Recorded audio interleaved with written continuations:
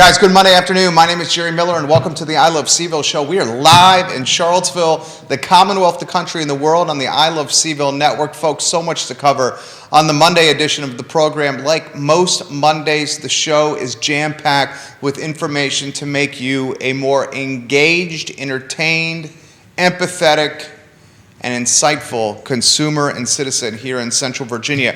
Give the show a like and a share anywhere you are watching, just like Carol Thorpe has done, the queen of Jack Jewett, who routinely makes this program better and our network better. Carol Thorpe, I sincerely mean that about you. A lot we're going to cover on today's program, folks. We will talk about the press conference at the Dewberry Hotel. It happened at 10 a.m. this morning, 2.5 hours ago. We have photos from the press conference, including some folks that were in attendance, and we have an insider, and Nickolas Urpí, who will join us in a matter of moments to spotlight the boots on the street perspective from that presser put on by Friends of CVille. He is a member of their advisory council, so literally nitty-gritty from the street on the Dewberry Hotel with the CMO of Emergent Financial Services. We'll talk Ukraine, Russia, and the impact this war may have, not only on the United States of America, but also the Commonwealth and Central Virginia on today's program. Ladies and gentlemen, testing and vaccination centers in Charlottesville and Albemarle County, the Blue Ridge Health District specifically, they are closing in March. COVID confidence at an all-time high. Maybe we also call it COVID fatigue at an all-time high. Folks, we will talk on today's show, Virginia Republicans ashing weed retail. I wanted to do a pun with cannabis and weed with a headline here. I was thinking bogarting, roaching, exhaling, coughing. We decided to go with ashing. Either way, weed retail is not going to happen this year in the Commonwealth of Virginia. Thanks to Virginia Republicans. That story for you in a matter of moments. This show brought to you by Skooma Boutique Dispensaries. The best dispensary in Charlottesville is Skooma Boutique Dispensary, located on the Charlottesville Downtown Mall. Skooma Boutique Dispensary, our partners at Scott Wagner Integrated Medicine, also a fantastic partner of the I Love CVille Network. Same with IMBS Medical Services, and folks, the family at Interstate Service Company.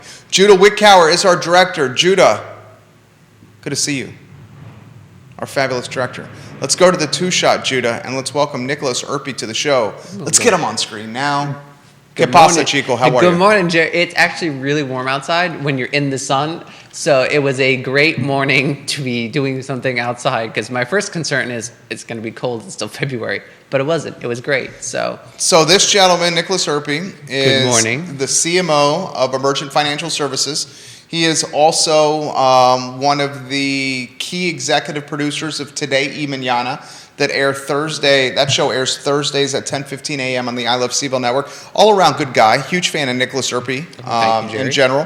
He is a member, your beautiful fiance who I had a pleasure of meeting a couple of weeks ago is watching. Hello, Elizabeth. Welcome to the program. You were boots on the street. Right.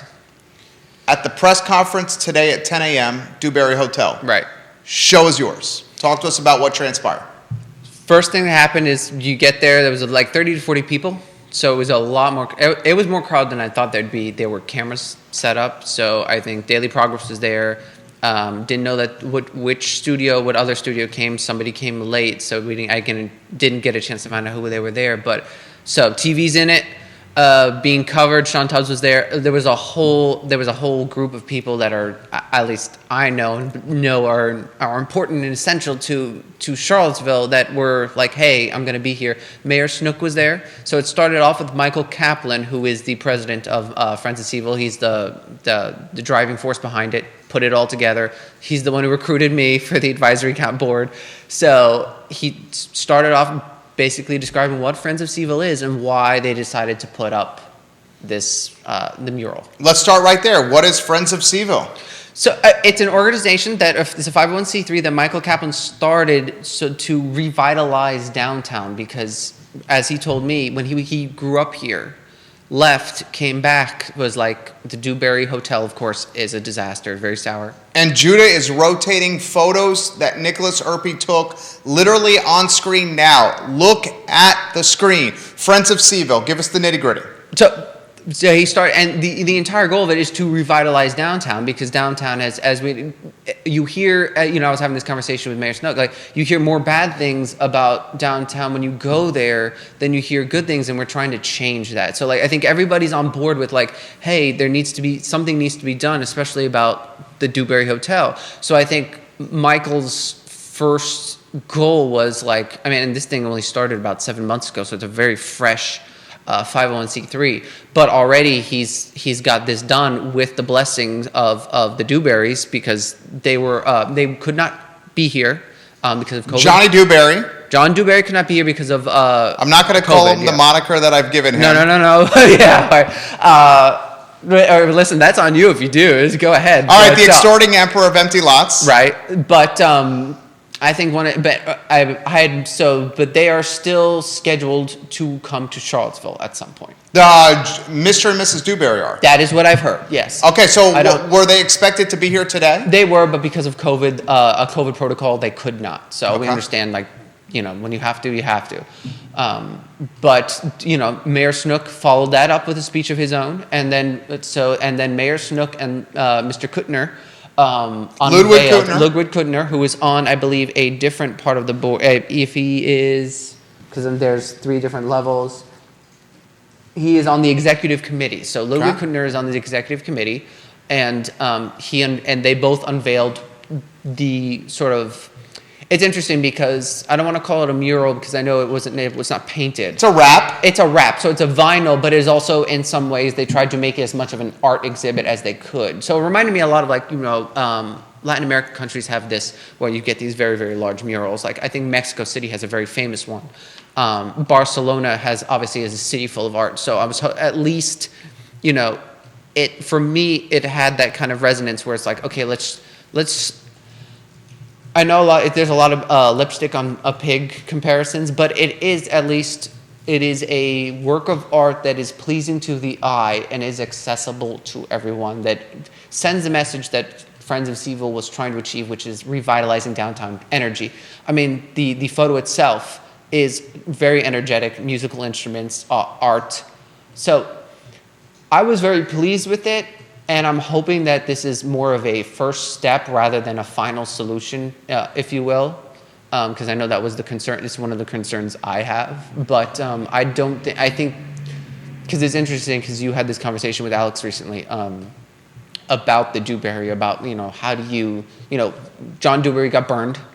Let's be real. He was betrayed, and he got burned on a deal, and he has not wanted to come back. And I personally don't blame him.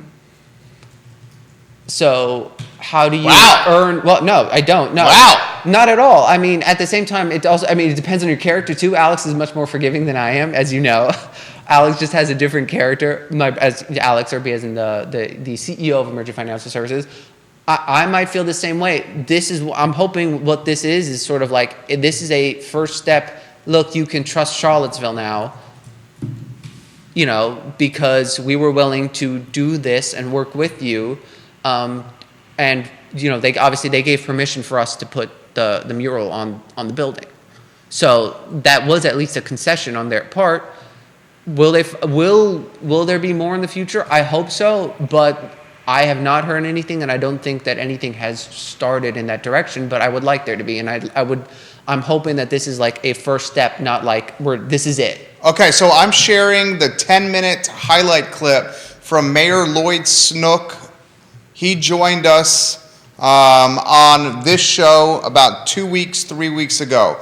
I'm putting that all over Facebook, all over LinkedIn, all over Twitter, all over YouTube as we speak. Lloyd Snook, the mayor of Charlottesville, very clearly and appropriately and succinctly explains the history of the Dewberry Hotel and how we got to this point, the white elephant of Charlottesville. So here's what I want to do. Flipbook, John Blair, welcome to the program on LinkedIn. Anybody that offers perspective, Bob Yarborough, we'll get to yours here in a matter of moments. Put it in the feed. I will relay it live on air. The press conference happened today at 10 a.m. Right. A press conference was put on by a nonprofit, a 501c3, led by Michael Kaplan. Right.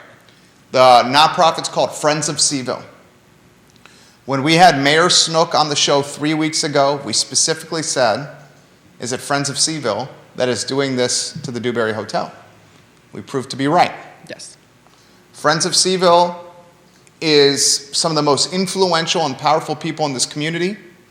Ludwig Kutner is a part of it. Yes, he's on the executive committee. Nickolas Urpí is on the advisory council. The most important person in Charlottesville, obviously. And it's a collection of developers specifically and stakeholders in Charlottesville that have reason for downtown to return to its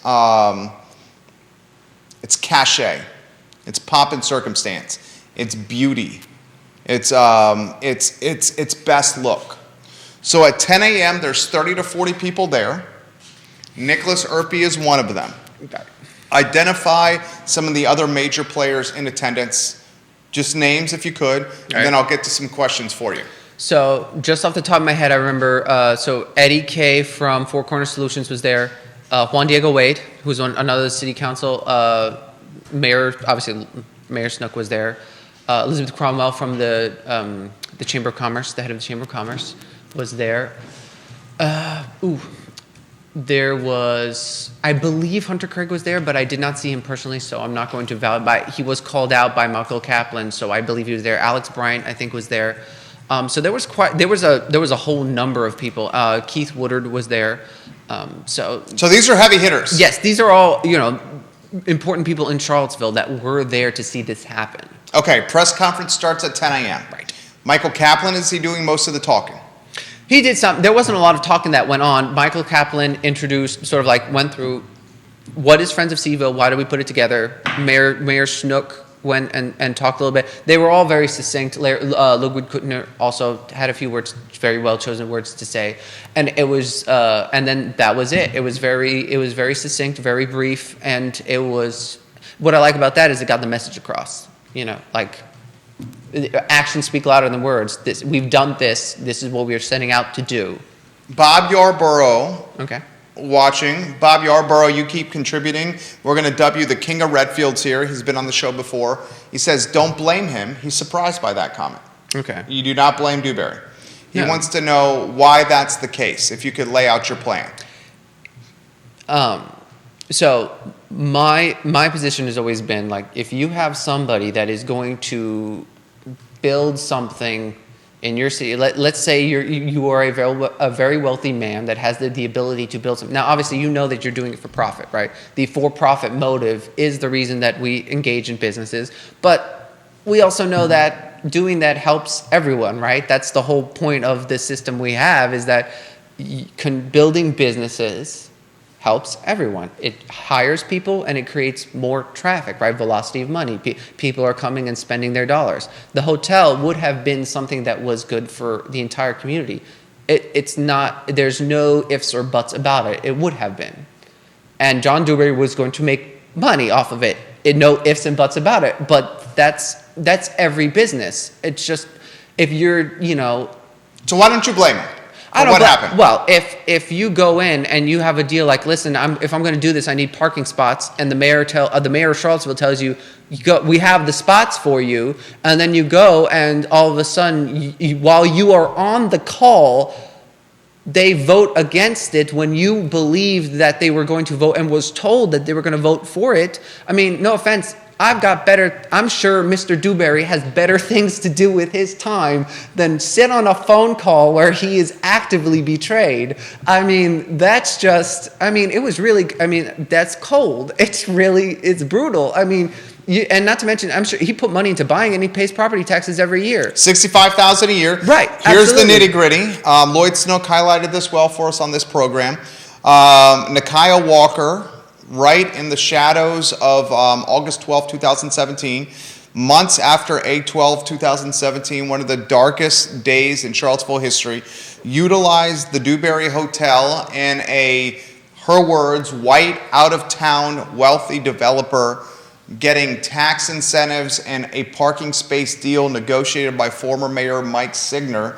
She utilized that as part of her platform of what was wrong with the social and racial and economic climate in this community, and essentially leveraged that development as a springboard in part to get into office. That leverage she utilized collateral damage this project, and as a result we have this scary skeleton in the sky that we call the Dewberry Hotel. So Dewberry felt betrayed because flip-flopping Bob Fenwick, Dr. Wes Bellamy, Nikia Walker, before she was elected to council, Michael Payne had a hand in this. And again, if you listen to the 10-minute clip that I just shared on social media in the comments section across every platform, you'll hear the mayor of Charlottesville describe literally what happened to this project in the bottom of the ninth inning, the 23rd, nearly 24th hour of how this project collapsed. So here's the question I have for you, Nickolas Urpí. You're on the advisory council of Friends of CVille, a nonprofit that is essentially championing the downtown, Right. and trying to return it to its former glory. Right. How do you bridge the trust gap that has collapsed with an out-of-town, wealthy, white developer? Well, I mean, you hit the nail on the head when you use the word trust, right? Business is built on trust. That's how you do it. You cannot go into business with someone, especially with a large amount of money, when you do not trust them. And I think putting the mural up the wrap is a great first step, because it shows, hey, we want something done about this. We are willing to we were willing to put money, private money. There was money that was donated to Friends of CVille by a lot of the people that we mentioned. So that's good information. The Yes. wrap, the cost of the wrap was not paid for by the Dewberrys. The cost of the wrap was not paid for by the Dewberrys, but as of today, I believe Michael Kaplan announced that the Dewberrys did donate $10,000 to Friends of CVille. I cannot say whether, and it was not clear whether That's breaking news right there. That's not clear whether it was for the wrap or just in support of the organization. So there's breaking news right there from Nickolas Urpí. 10 G's, 10K, Yes. 10,000 smackaroos. Yep. Donated by the Dewberrys of Atlanta, Georgia, Right. to the nonprofit in Charlottesville called Friends of CVille. Correct. And that $10,000 was pledged for what purpose? I do not know, and it was not made clear, and I'm not sure that Michael Kaplan is at liberty to say that right now. It was not, from what I understood, it was not necessarily to pay for the wrap. The wrap was paid for, and this is here going back to the issue of trust. The wrap was paid for by heavy hitters in Charlottesville, right? A lot of the people that we mentioned on the executive committee put money in, including Michael Kaplan himself, actually, put money into making this happen. So this was Charlottesville working with Mayor Snook, right, of the city. They got together and said, let's see if we can make this happen. Michael Kaplan took the initiative to make all the contacts and reach out to all these heavy hitters, because it's in everyone's interest for it to get solved, right, the Dewberry Hotel. And we made this happen. So I think this is a great first step, because it's like, hey, we've got public and private partnership. We can work together, businesses, city. Let's do something about this. And my hope is that Mr. Dewberry and Mrs. Dewberry are looking at this saying, okay, there's new leadership in Charlottesville in the town hall, and there's obviously a business interest in the Charlottesville area for this to get resolved. So you see this as a proverbial olive branch. Yeah, absolutely. And I think that's what it was meant to be. Michael Kaplan's not trying to be like, let's hide. And because I had this discussion with him before I joined the board, because I wasn't willing to put my time and effort into something that I thought was going to be a waste of my time. So the first thing when I met with Michael for coffee, we talked about like actual steps to revitalize downtown, a lot of things that obviously are still in the works, can't talk about it. But the very first thing was like, is this actually going to get done? Because, and is this going to lead somewhere? And I think Michael's position was that, yes, half of Charlottesville may not like the fact that there is a mural on the Dewberry Hotel, but 100% of Charlottesville does not like the fact that there is a broken down hotel can we use this as a way to start a conversation? And listen, the Dewberrys responded, right, and said, go ahead, put this on the hotel, thought it was a great idea. Why do you think half of Charlottesville, and I agree that 100% of Charlottesville, 100% of Charlottesville does not like the scary skeleton in the sky? Right, absolutely. Why do you think half of Charlottesville does not like the rap on the scary skeleton in the sky? Well, I think I believe it was Carol Thorpe who referenced the lipstick Queen on of a page. Jack Jewett, Carol Thorpe. Love you, Carol. But if I hadn't heard, which is one of the reasons I'm going to be on today, is that like if I had heard about this, I might have had the same reaction where it's like, you're just covering it up, right? You're not solving the problem.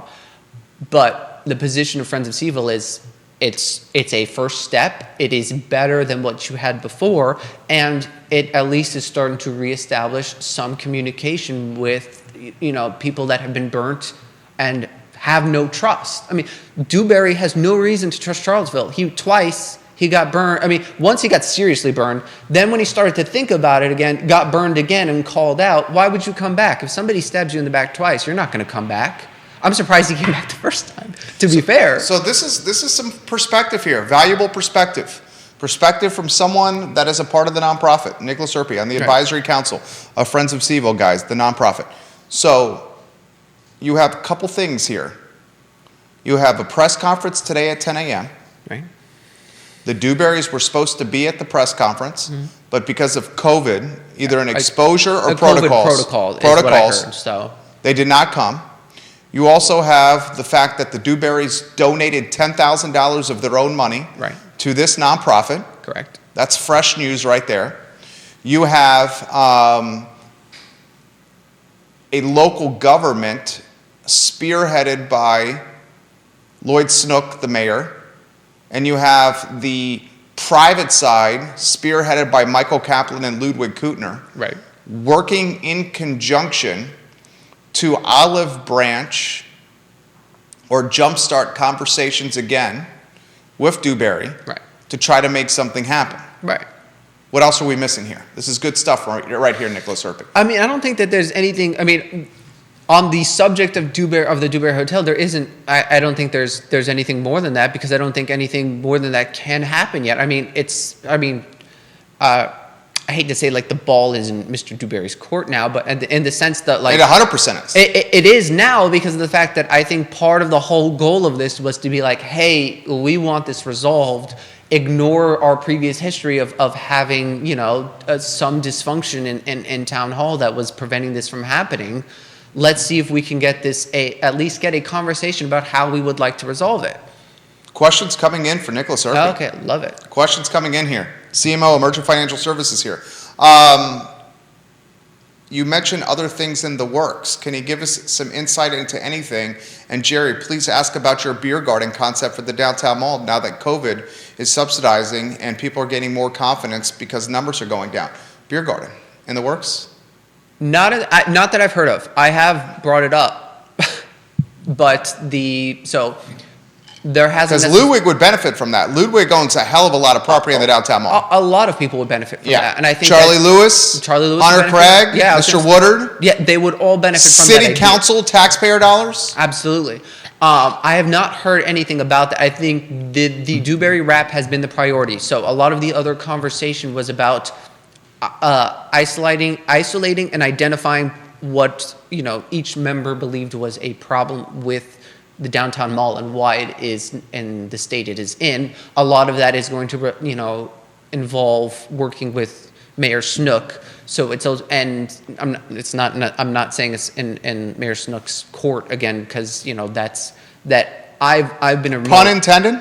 He's an attorney. Yeah, well, right. I forgot about that. It was a tennis quote, but I like that better. But no, so the thing was, now that we have this established, there's probably going to be some meetings and some conversations about what would be next. So is it going to be pursuing the Dewberry thing, or are there going to be other priorities with downtown that we could see happen? I like the beer garden idea, and but that's a conversation that the entire board needs to have. That is not necessarily on the docket. That is not something that Friends of CVille is going to pursue yet, unless I bring it up and push it enough. But let's talk about this. Yes. general terms, not Friends of CVille, just in general terms, Okay. ideas that can spring engagement, hope, positivity, consumer confidence for downtown Charlottesville, the heartbeat of our community. Some that you may have. I have some as well. Do you want to begin or shall I begin? I want to hear what you got to say. There's been no larger proponent or champion for the beer garden concept in downtown Charlottesville than yours truly. The idea is straightforward. You set up a check-in at Central Place, the heart of downtown where Zocalo is. I believe Ludwig also owns Central Place. You have a kiosk somewhere in the center of the mall where people can buy wristbands. These wristbands will be purchased for either $5 or $10, whatever you want to sell them for. That money goes directly to Charlottesville government. In fact, you're trying to fund school reconfiguration right now. You need incremental sources of tax revenue. Sell a wristband on the downtown mall that will allow consumers to go from bar to bar to bar to bar with a cup that the city also provides along with the wristband. Judah's giving his frown upon. This is your take. What do you got to say about that? Let's see. I love the beer garden idea, but I feel like the cup idea is just a mess waiting to happen. Tell me why. Because you're asking people to carry a physical cup from bar to bar, where I think it would be far easier to just give them a wristband and have cups at each of the bars that are participating. So you go in, show me your wristband, and they give you a cup with a beer. Then you don't have to take it with you. You can toss it out before you leave. Saves trash on the downtown mall. But the whole concept is walking from bar to bar with a cup. So you have to take it with you. That's why a beer garden is. Why would you just drink with it on premises at the restaurant? You can do that right now already. Well, I wouldn't want a stout in my Pilsner cup, or, I wouldn't want the same. That's one reason. Well, you don't want a stout in your Pilsner cup? Well, no. That seems utterly ridiculous. People drink out of plastic cups at football games, at basketball games, everywhere. That doesn't mean they have to do it here. So the whole concept of the beer garden is being able to walk from bar to bar to bar to bar. If the city doesn't provide the plastic cups themselves, they're then asking the restaurant to incur another cost of goods when they already have the slimmest of profit margins right now. So you're basically saying, hey, Wilson Ritchie, you want to participate in the beer garden idea? You have to go buy 10,000 plastic cups if you want to do it. That's called barrier of entry. A, he doesn't need 10,000. B, how do you know he doesn't need 10,000? B, I think it's fine to give people cups, but people are not going to carry their cups and keep them with them the entire time they're on the mall. And to say that they have to go all the way back to the very end of the mall to pick up another cup when they inevitably lose the cup that they were given is, I think, a further barrier of entry to this being successful. I think if someone wants to go from, let's say, what is the farthest point of the mall? If someone wants to go from Passiflora, the old Commonwealth Sky Bar, right, and wants to walk to the Millie Joe's 2 that is now in the Code building, Joffrey Woodruff's building, those are your two furthest points of sale from a boozing standpoint. With a beer? With a beer. Oh, okay. They are going to save the cup. If I went and paid $10 for a bracelet and got a plastic cup and was told by Charlottesville, you can only drink in this cup from Passiflora to Millie Joe's 2 in the Code building, I would not lose the cup. I could walk and hold my cup. I have a 3-year-old. I make sure not to lose him, and he runs around everywhere. The cup doesn't run around. Right. The cup stays in my hand. Well, I just thought that I haven't lost my kid yet. Competitive, the businesses would just you go there, you have your beer there, but you wouldn't walk with your beer to another beer location. You finish your beer, then you go to the next spot. You drink the beer on the way to the next spot, and then you fill up the beer at the next spot. You can drink the beer while walking to the next spot. Sure, you can. It's like the French Quarter. But if you're not going to take into account people losing their cups, losing their cups, what are we talking about? Well, you act like somebody's going to walk around the mall for 2 hours and no one is ever going to. You can't seriously think that no one is going to lose a cup. Let's factor in losing cups. We'll factor in losing cups. You buy a wristband and you get a cup. If you lose a cup, you go back to the kiosk in the center of the mall and you buy another cup for $2 extra. There's incremental revenue for the city. You factor into the business model additional revenue. I'd lie right off the bat and say I lost my cup. Why? You're paying the city more money. Why would you want to give the city more money? You go right off the bat and say, here's $2, I lost my cup. So you could give your cup to somebody else? No, you just, instead of buying it to begin with, you buy the wristband. You guys he's missing the point here. The wristband and the cup are $5. Together, yes. Are together. If you lose your cup, you have to pay the city extra money to get another cup. No, but my point is, I would just, instead of buying all that first, why can't I just come and say I lost my cup? Because you don't get the wristband. I lost my wristband. Then you'd have to pay full price. Well, then that's different. Okay, right. Problem solved. I'm just thinking. What are you missing here? No. I find it an interesting idea, but I guess my thought had been more like festival style, where it's sort of like you enter and there's anything that you can do, not just like walk around with a cup for beer. Because there's a lot of people that love downtown, but not necessarily for the beer prospects. We can't pass the addition of cost of goods to restaurants by asking them to buy more cups for this. Right. The restaurants currently do not have plastic to-go cups. You guys are saying the restaurants, that's what he's saying, Judah is saying, that the restaurants should provide the glassware. I'm saying that somebody should provide plastic cups to the restaurants that are participating. How often is this going to happen every day? It should be Thursday, Friday, Saturday. Thursday, Friday, Saturday on the downtown mall in designated side streets so they can incorporate spots like formerly known Fellini's. Well, the only issue with that, though, is also you're skipping some businesses that don't provide beer, right? I can't think of a single restaurant that's on the Charleston Downtown Mall. Restaurant, no. But does Tillman's Wine Bar? Tillman's Wine Bar has beer. They have draft beer. I was thinking of Vitae Spirits because... Tillman's Wine Bar has beer. All right. Yeah. Okay. Vitae Spirits would benefit from this as well because I think the benefit of any business on the downtown mall is that you have increased foot traffic. Exactly. Right. This is so obvious. Increased foot traffic. There's literally increased foot traffic. If you have a beer garden on the downtown mall, the retail places would benefit because there's people that are coming to the downtown mall that are drinking that will also shop. Totally agree. I'm just worried. This is so obvious. I'm just wondering about the walking around with the cup in your hand. Well, if you can't walk around with the cup in your hand, then all you have is people drinking beer on the patio of the restaurants, which you can do right now. Do you guys see that? Well, I see that, but can't you ask I don't know. Okay. You can drink beer on the patios of Miller's and Whiskey Jar. I know that. So if you don't give them the option to walk off the patio, then there is no beer garden. So wait. So what you're telling me is that we just need to have the city sell beer cups on the wrist. That's what I'm saying. Okay, perfect. I've been saying this all along. I see what you've been saying. I'm just okay. I'm gonna publish this link in every Facebook page and social media channel. Remember, I wrote this analysis for I Love CVille. Remember? We published this together. Convert the entire downtown mall into an outdoor beer garden. When converting the downtown mall into an outdoor beer garden, the city of Charlottesville should set up a check-in point at the heart of the mall.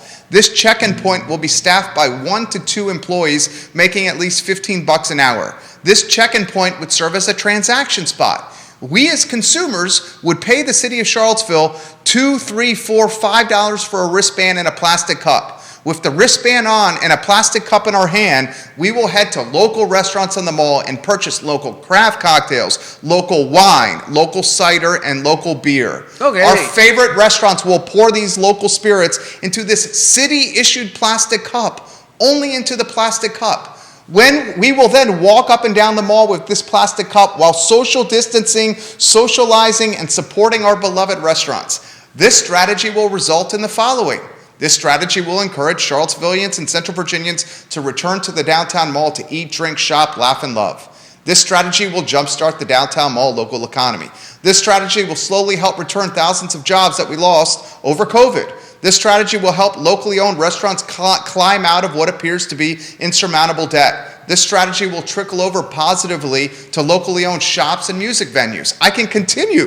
This is literally a no-brainer. I don't want to monopolize the conversation here. No, not at all. I like the idea I have from the first. I have the same concern. I just had the same concern about Judah with walking around with the cup.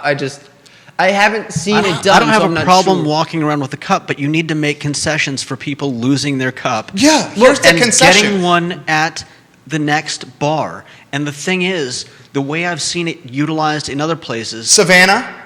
Yeah, for instance, is that you're not getting a full glass of beer when you go in with your cheap ass cup.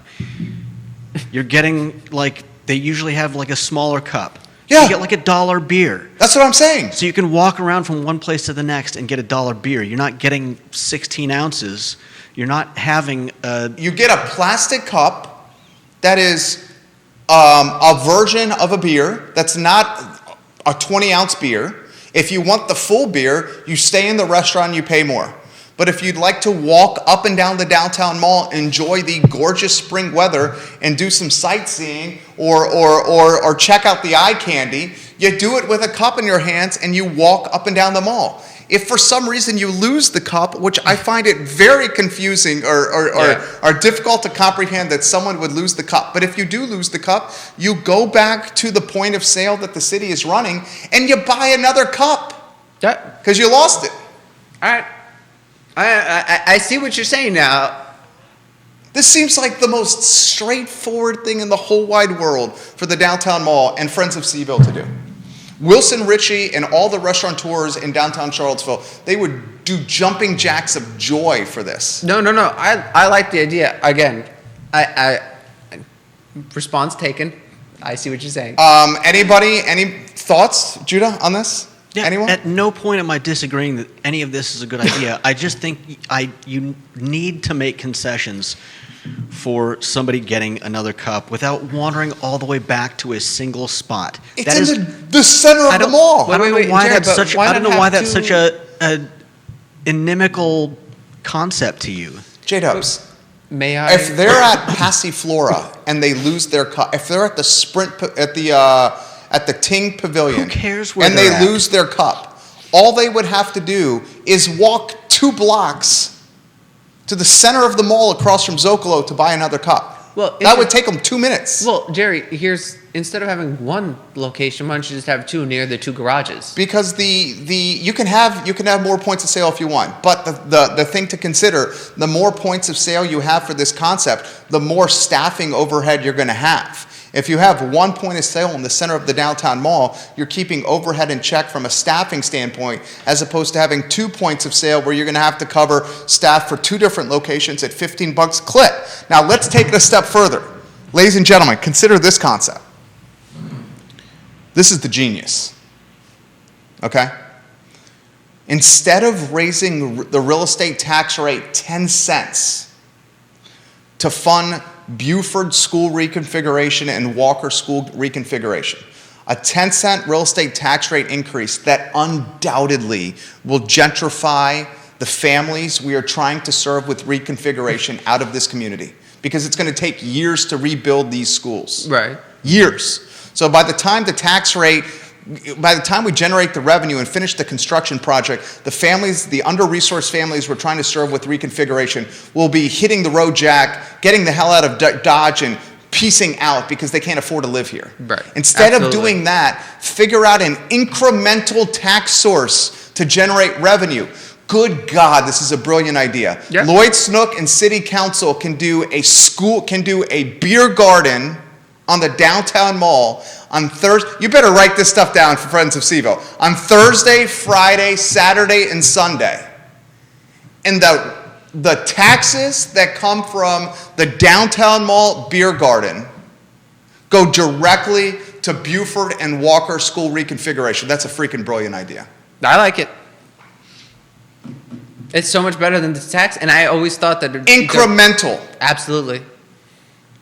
That is incremental tax sources. Someone passed that on. I will mention this to Mayor Lloyd Snook. Yeah. Judah, what do you think of that? I think it's a great idea. We're not taxing the real estate. Yeah, I know.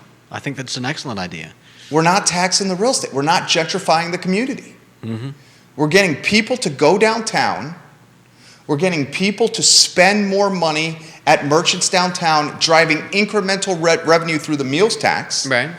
And we've created a new line item of revenue, the beer garden, that can go directly to school reconfiguration. Mm-hmm. I mean, I'm sold.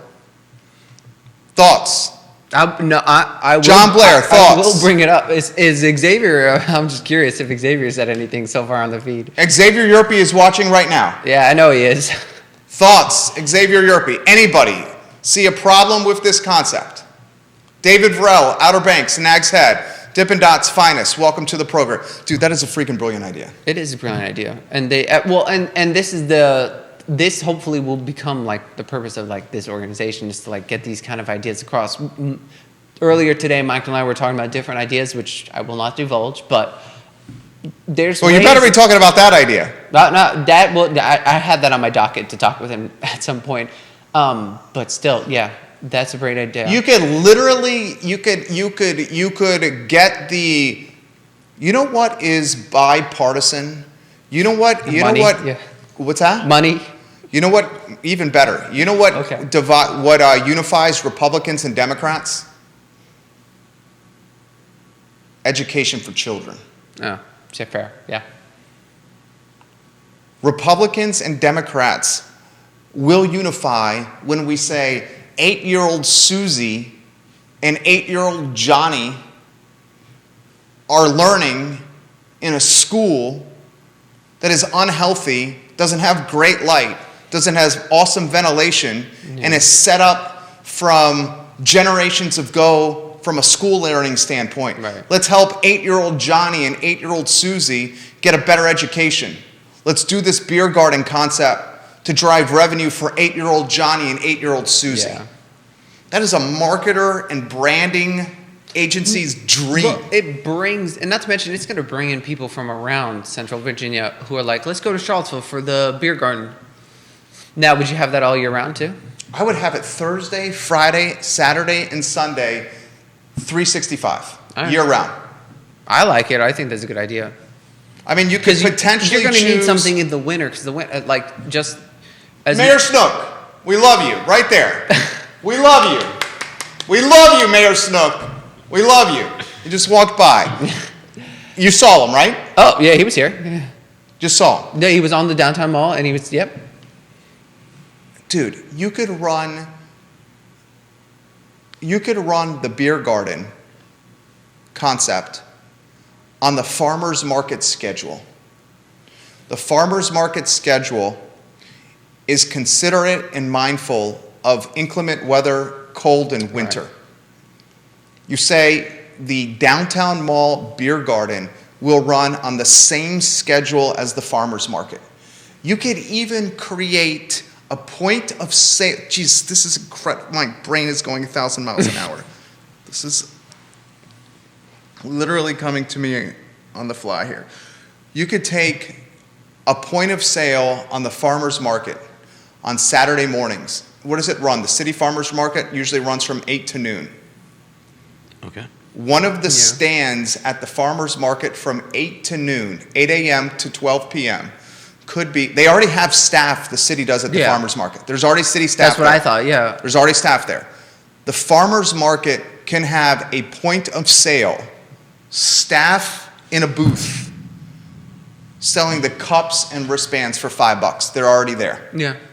And then say, with signage, go enjoy this cup and this band half a block over there. Yeah. And we could build a website, not we, just the city in general, a website or an app could be built that showcases the vendors and the brands associated with the beer garden concept. it would be the only year-round beer garden in Commonwealth of Virginia. Is there another one we can think of? I don't know if there's another one in Johnny Virginia. Ornalis, is there another No outdoor? idea. Is there another beer garden in the Commonwealth that anyone can think of? Yes, there's some for festivals. Okay, yeah. Carytown comes to mind. Scott's Edition comes to mind. Bob Yarborough. Can anyone think of any other festival concept, any other beer garden year-round concepts? I'm not talking about the ones that are just for festivals. I'm Right. talking about year-round concepts. I mean, they have them in Europe, but I mean, We got to get Kaplan and Ludwig here on the show. I'll do my best. Advisory council. I'll do my best. But one of the things, and funny thing is that this is another conversation we had, was one of the things that, one of the things I like about the Beer Garden Festival idea is that in Europe, there is a sense of community and brilliant. place, right? And Charlottesville's historic downtown is the first thing, because interestingly enough, I was thinking about this a while back because I was planning a honeymoon, and I'm not going to divulge where or when. But the first thing I looked up is historic downtowns. I was like, because if I'm going somewhere, I want to see where it is. And I was thinking about, like, are people doing that for Charlottesville? And if they're doing that for Charlottesville, like, what is there to offer other than, you know, the Dewberry and, you know, and the great restaurants that we have? So it's like, there's a lot of great businesses there, but the problem is, the first thing you think of is, the Dewberry's there. The skeleton is there, just looming. The specter is looming over the city and turning people away. And actually, there were people that had I remember. Is that the first thing you think of when you think of downtown, the Dewberry? No. That's not the first thing I think of when I think of Dewberry. I see the Dewberry. I've had someone, actually, the funny thing is we had people come out of town, friends of ours, and people who, like, even friends of ours who had friends coming from out of town. And the first thing the only thing that ever resonated with them about Charlottesville's downtown was they were like, wow, it looks like a third world country because of that building that's got trees growing out of it. What are your thoughts on that? You just laughing at the trees growing out of it. Seriously, when I walk by it, I think, man, I wonder if I could get in there and climb around. Are we that desensitized to the Dewberry that we? Perhaps we're that desensitized. I think we are, because I was shocked to hear that somebody was like, wow, Charlottesville is this bad. And I was like, well, no, I mean, it's got so many great things going on for it. It's got sombreros, it's got Hamilton's, it's got all these great restaurants, it's got all these things to do, the Paramount Theater. And they're just like, yeah, but did you see that building that's like not, you know, it's just hanging out there. It's dilapidated. It looks like it's been blown out by, you know, it looks like a World War II shelter. If someone is visiting the downtown mall, and I'm just playing devil's advocate, Kevin Higgins, King of Greenwood. Oh, hey, Kevin. Kevin Higgins, I'll get to your comment. James Watson, King of Orbits. That's your new moniker, James Watson. King of Orbits, I'll get to your comment. Johnny Ornalis, I'll get to your comment. Dude, a lot of comments coming in right now. Yeah, a lot of comments coming in. A couple things I want to say. If someone visits the downtown mall and they cannot get beyond the scary skeleton in the sky and see the restaurants and the retail and the music and the positive energy and the hospitality and the charisma and the personality of downtown, then that's unfortunate. I will agree that the scary skeleton in the sky is concerning, but there's so much other stuff that surpasses the scary skeleton in the sky. Absolutely. Johnny Ornalis says, I cannot think of any other beer gardens in Virginia that are year-round. James Watson, the king of Orbits, says, you could also use Apple Wallet to create an ID and QR code for admission. Savannah, Georgia, he says, has allowed open containers on their mall for decades. You know Savannah, Georgia. Judah Wickhauer used to live there, right? Yep. Savannah's great. So you could offer a firsthand perspective of this, right? Yeah. Give us the nitty-gritty of Savannah. Well, they've got a waterfront road that basically has walkway and water, not that you can jump in, on one side. I don't think you'd want to. Shop fronts on the other side with that are at the bottom. There's steep steps that go up beyond them. But anywhere on this waterfront road, you can you can drink and go from bar to bar, and when you first get down at the bottom of the stairs, you go past a kiosk where you pay whatever it is. You pay a fee. Get a wristband. And then you can go to any of the bars along the waterfront and get a cheap plastic cup and a cheap beer. So the plastic cups they're providing, are they almost like the plastic cups? Are they the clear ones, the clear white ones that are really small? They're the small ones. Small, clear. They're not the red cups. Solo cups that we play Beirut or beer garden or beer pong with. Right, because that would be a full beer. Right, so this is the small white ones that are like 10 or 12 ounces. Sample, like a tasting at a winery? No, it's more than a tasting at a winery. It's the plastic white cup, right? That's about 12 ounces. Plastic clear cup, yeah. Yeah. Okay. Yeah. And then when you're done with the beer, you throw them in the trash. Yeah. I mean, Charlottesville Downtown Mall is not going to get like Savannah. Yeah. It's no waterfront. Well, I'm saying on nights, That's the weather dependent, is what he's saying. No. What I am saying is that on nights like St. Patty's Day, you've got the entire waterfront from the bars to the rails and up and down the street. Just like, I mean, it's like. Why can't Charlottesville get like that? Some of Charlottesville appeal, though, was also pulling it away from downtown, right? Why can't Charlottesville get like that? Part of it is that is a special night. It's a holiday. Yeah. Charlottesville has St. Patty's Day fever. So maybe on St. Patty's Day it'll get like that. I'm saying most of the time it's not going to get like that. But part of the reason why it's wise to have plastic cups in individual restaurants is that half the time you get the cup knocked out of your hand just trying to get out of the bar. I've gone in and you're like, I've got one beer for me and one for my friend because you can't both fit into the stuff to the That's a good problem to have. Yeah, it's a good problem to have. But this way, it's easy to just like finish your cup, drop it in the nearest trash can. No offense, if the cups are that small, I can tell you one thing as a drinker myself, that's not going to be. I'm going to polish that off before I leave the restaurant. They're 12 ounces. It's a beer. It's a 12-ounce beer? Yeah, they're not that small. It's a 12-ounce beer. That's still not all that big. 12 ounces. That's a full beer. Yeah, but still. That's like a can of beer. I mean, how long do you take to drink a can of beer? I mean, evidently longer than you're taking. Well, the point we have previously made is that if you want to buy a full-size regular beer and sit down, that's fine. Yeah, it's good for the restaurant. But we don't want them, you don't want the restaurants filling up, full beers and giving them away cheap. We're talking about, see, this is the problem. The only issue with this conversation it's a lost leader is not even the right term because that 12-ounce beer that they're selling is still going to make them money. They still have profit on that beer. Yeah. I don't want to call it a loss. So Sammy Snacks used to do this. Sammy Snacks behind Barracks Road, okay? They've now closed. But Sammy Snacks behind Barracks Road at one time was selling the front line, the Advantix, the stuff for dogs that kept the ticks in check. You know what I'm talking about? Yeah. Literally at like a $5 loss. Because they knew when people came in there and bought the front line of the Advantix, they left with something else. Yeah. Mm-hmm. Okay, that's a lost leader strategy. Sammy Snacks has since gone out of business, so perhaps that wasn't the best strategy out there. But I bring that up as an example. The restaurants, even if they're selling a $2 or $3 12-ounce pour, they're still getting people in the door. And if people want the 20-ounce pour, they have to drink it on site. Yeah. Well, here's the thing, right? This is a conversation you have that you could sit down and have with the restaurants, right? This is going to, and a lot of this is going to be juggled around because we can have these conversations, who's going to make money, but the restaurant's not going to come.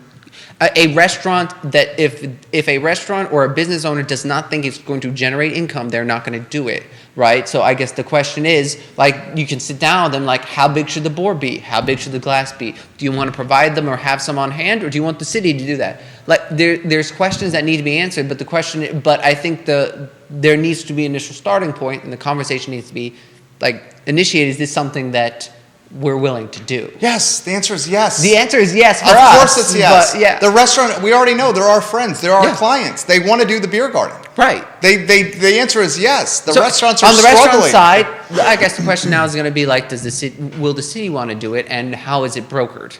Yeah, and we just explained how it's brokered. It's brokered by utilizing the revenue for school reconfiguration.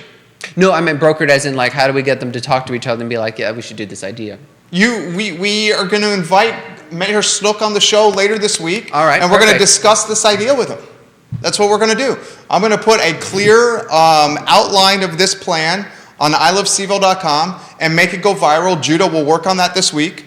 Okay? We'll utilize the Savannah approach. We'll make it go viral and put it in front of a hell of a lot of people. And then we'll put it into the ecosystem and let the community decide. Right. And we'll basically say, instead of a 10-cent real estate tax rate increase that is going to gentrify people out of this community, let's not do that. And let's instead do the beer garden concept, and let's allocate all the money to school reconfiguration.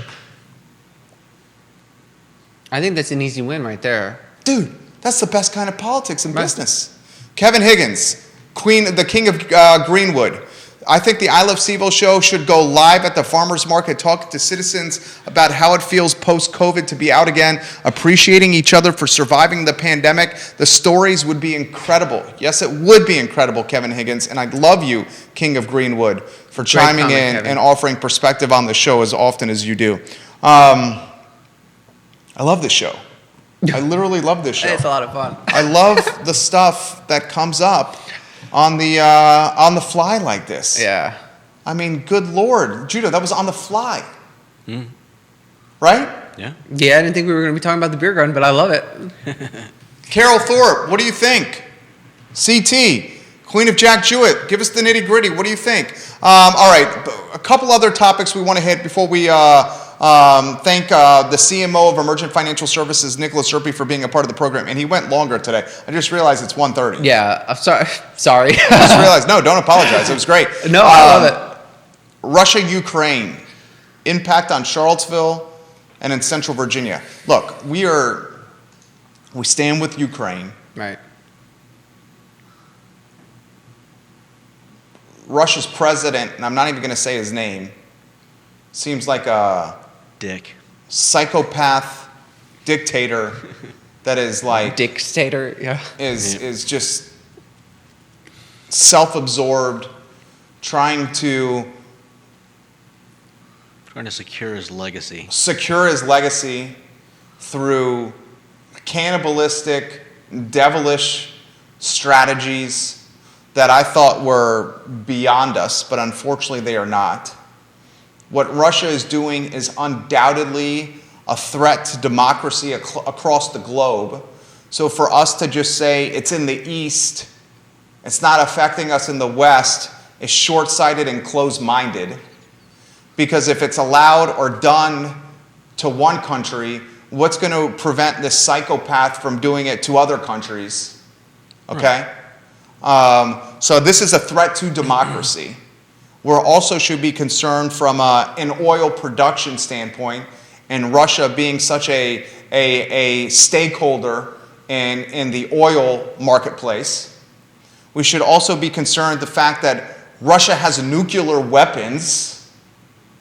We should also be concerned with the fact that Russia can impact global markets. And if we don't believe Russia can impact global markets, look at the stock market the last 10 days. It's not been pretty. It's been effing awful, right? Yeah.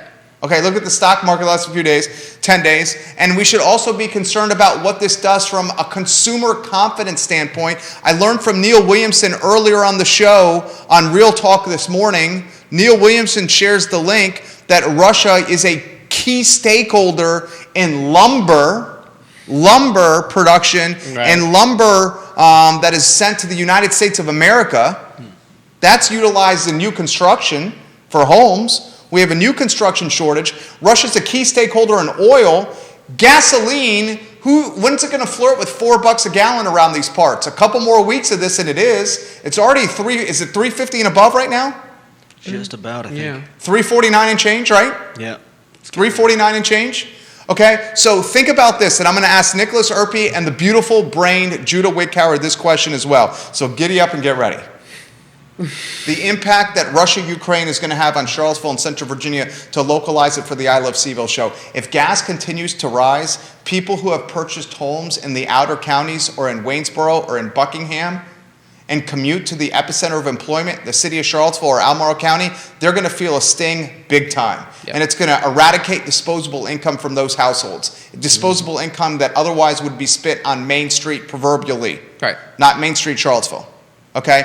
That extra gas cost means less money for coffee shops and restaurants. If it drives up the cost of goods, lumber, that means new construction is going to be at a price point that's less attainable for many in this community because cost of goods have uptick. If it impacts consumer confidence in stock portfolios, that means people are going to be more tight on the dollars they spend and less willing to dish them to community. What am I missing here, gentlemen? And we have a 1:45 conference call that's in approximately 11 minutes. What am I missing, gentlemen? Well, my biggest concern actually is the follow-up from Russia is not going to even be coming from Russia, but the fact that now China is already flying over Taiwan airspace, and that's going to be another big deal. Because I think there is a general consensus around the world that the European and the West, the European Union and the United States and all the other Western countries, Canada, whatever, are not going to do anything about Ukraine. They are going to let Ukraine do whatever they fight for themselves and hope that Russia stops with Ukraine. But now you're going to have a situation where what if Putin doesn't stop with Ukraine? What if China starts making moves on Taiwan? Because we know they want it. They've been saying it already, and they've already come out and said it's different. Ukraine is different from Russia because Taiwan already belongs to China. So there's going to be this. So do we start putting sanctions now on China again? If we start putting sanctions on China, now you're going to be double hit. You're going to have rising oil prices from Russia. You're going to have now apparently lumber prices going up from Russia. And think about it. The biggest weapon we had against Russia was energy. But because of the fact that energy costs have been going up so much because of the fact that the United States is unwilling to drill oil, Russia now has the freedom. Basically, we bankrolled them by not doing it ourselves. And you notice that they waited until Germany shut down 3 of its nuclear plants and became almost totally dependent on Russian oil. So now you have a situation where Germany's saying, I'm going to rely on you for all my energy. Germany, which is probably the biggest producer, I think, in the European Union. And the United States now has become, I think President Biden said the other day that the United States is dependent on Russian oil. So if you're telling Putin, we're the 2 biggest powers basically in the West are dependent on you for energy, so we are going to allow the price, so the price is super high, but we're not going to push it up higher to stop you. He's going to do whatever he wants. Now, do I believe that he was trying to have a quick victory in Ukraine and come to some sort of arrangement? Oh, yeah. I'm thinking, I think that's what he was trying to do.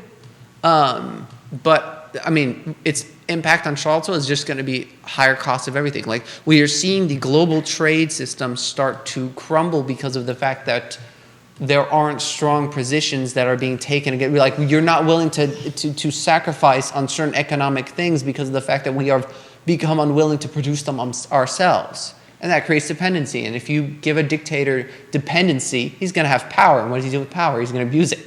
Judah Wickhauer, your perspective. I want to put this in a ribboned, bow-tied nutshell. If gasoline goes up, that impacts every single supply chain in the world. Mm-hmm.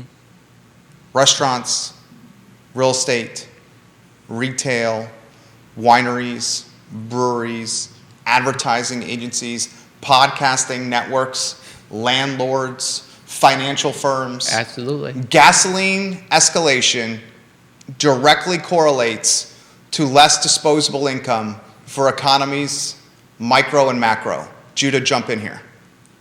Yeah, definitely. I'm already seeing it in just how much gas $10 will buy. You see, I don't know how many of you out there just straight up fill the entire tank. I know a lot of people probably just put in $10 or $20 every time they need it, and If you're down at if you're down at a quarter of a tank and you're used to $10 getting you up to like X, and now it's only getting you to here, you see it. And when you see that, what's that do for confidence, consumer confidence for you? I'm not a good model to scale on, but I think for a lot of people, you say, okay, well, I need to make all my stops at once. I need to not go out as much. I need to decide when is a good time to do my shopping, rather than just, normally maybe you stop whenever you get out of work, you stop here, you stop there, you stop the places you need to. You're saying you spend less. Yeah, now you're thinking of ways that you can save on gas and do all that shopping at one time. Well said, Judah Wickhauer. I'm going to put this in a nutshell here. This Ukraine-Russian debacle, this nightmare, this psychopath who's leading this country has inspired me even more. And I'm already doing a good job of this, but I will take it to another level of buying local and buying American. Right. Buying local and buying American. And the ABC pulling Russian booze out of state-owned liquor stores, I was astonished by how many people said this: oh, those bottles have already been paid for. By pulling the bottles off the shelves, that's not hurting Russia. It's only hurting the Commonwealth of Virginia that's already purchased those booze bottles and is now just putting them in a warehouse instead of selling them and taking the revenue from it and utilizing it for the Commonwealth. Boys and girls, ladies and gentlemen, it is about the message it is sending. And the message it is sending is we will sacrifice this short-term revenue today to spite and spit on a dictator's actions tomorrow. And taking the booze out of ABC stores, yes, is a revenue sacrifice today for the Commonwealth, but it consolidates, it aggregates, it inspires, and it collectively joins the Commonwealth in a mission to just say the hell with a dictator's radical measures and tactics and strategies. It's effective, actually. If you look historically, when the British went to war with the French and the British stopped buying French wine, they started drinking port. They made port the reason port from Portugal is an international industry now is because of the fact that they went to war with wine and stopped buying French wine. You keep carrying the show. Keep carrying the show. No dead air. Keep going. Right, here we go. And Jerry is bringing over local bottles. Like if they stop selling vodka that you're used to from Russia, try something else. Go for something different. We got Vitae Spirits right here. Locally where was this made? Right here, Charlottesville. It's made in Charlottesville. Where was this made? Made in Charlottesville. These are collaborations too. Damson, Ian Glomsky foraged for that. Where was this made? Charlottesville, Virginia, right here. Vitae Spirits. Judah, where was this made? Same answer as he's got. Yeah, Charlottesville, Virginia. Hold up the collab again. I don't know if you saw everyone. Champion Brewing Company. Champion Brewing Company and Ragged Branch Distillery barrels. Vitae Spirits collaborating with the community. Where was this made, Judah? Right here in not in freaking Russia. Right. And you know what? People are going to start drinking this stuff and you don't need to buy. This wasn't made in Russia. No, absolutely not. Where was this made? In our home. Yep. And he's right here on Water Street, talking about a downtown location. Go to Water Street. He's right there. Go. Its cocktails are amazing. His bottles are amazing. Everything. Like this is what Charlottesville is also becoming. Like wine, cider, beer, alcohol. I mean, goosebumps. Ian Glomsky, Vitae Spirits, goosebumps. Freaking love you guys. Made in Charlottesville. Vitae Spirits Distillery, Charlottesville, Virginia, 22903. It does not say Vladistov, Russia. Russian vodka made in a dictator's backyard that is the devil trying to kill people in countries next to him for self-serving, egotistical legacy purposes. Does it say that on here? I'd be surprised if it did. It does not. It does not. No. It does not. Buy American. Nickolas Buy local. Urpí. Love you. I love you, Jerry. Today, I love Judah. manana, Thursdays at 10:15. We got a conference call in 65 seconds. Tell us what's on today, manana. We've got Janine from Charlottesville Skate Shop, and we've got Sarah Bon Harper, the executive director of James Monroe Highland, on. We want to get a little bit of history, but local history, because James Monroe was one of the Virginia dynasty. He came from really close by, so we're going to have that on. We're going to, talk business. We're going to talk history. It's going to be great. Emergent Financial Services. You want to build some wealth and you want to grow your retirement and you want to get prepared for growing old and create some generational income? Nickolas Urpí, Michael Urpí, Xavier Urpí, Alex Urpí, Emergent Financial Services. Where can they find you online? EmergentFS.com. Just reach out to us, or on Facebook, Emergent Financial Services. Bravo, amigo. Jerry, you're the best. Thank you for Freaking having love me you. on. Judah Whitcower. Judah. Give them that signature sign-off. There's the signature sign-off. Come on. Adios. Yeah. Oh, you know what it is. Here it is. Signature sign-off. Do it. This is the news. It's so good. Or as we say in Today Mañana, hasta mañana. Oh, gosh. Nickolas and Judah, truly a pleasure. Tomorrow, we are back with Real Talk at 10:15 a.m. Hasta luego, everybody. We hope you enjoyed the show. Take care. That was fun. You absolutely killed it. We got a conference call in 30 seconds. Yeah, you guys got it.